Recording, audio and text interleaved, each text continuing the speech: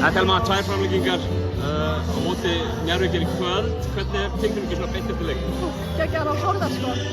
Bara, það voru allir á vellinum orðnir þreyttir og ég held að serien móti Stjörnunni hafi hjálpað okkur að koma undirbúnar í þennan leik. Við byrjum ekki nógu vel, eins og er eiginlega bara búið að gera Stjörnuleikarnir hjá okkur í þessari úrslitakeppni.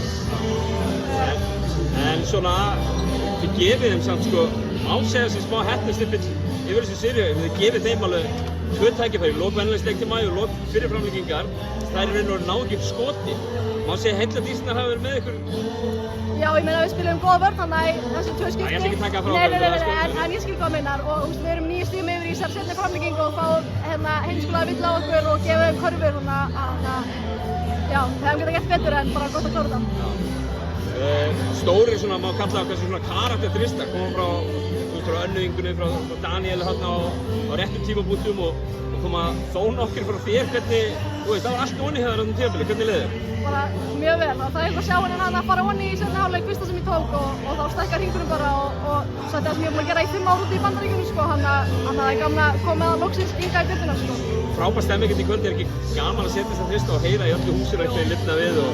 Já, biluð stemming sko, bara við sjá allt þetta fólk í Njarðvík, hvernig er það, sunnudaginn. Já. En þetta er sería, ég meina þið eru að vinna 3 leiki til þess að ná í titilinn. Þeir eru að gera núna án Birnu í raun og veru, er þetta ekki svolítið verkefni? Jú, og erfiðir heimavöllir að fara til fyrra en ef við spilum eins og við gerðum í 4 leikjum á framlengingum í dag þá ættum við að standa okkur betur og ná undir sigur. Bestu þakkir Telma og gangi ykkur vel á sunnudaginn. Já, takk.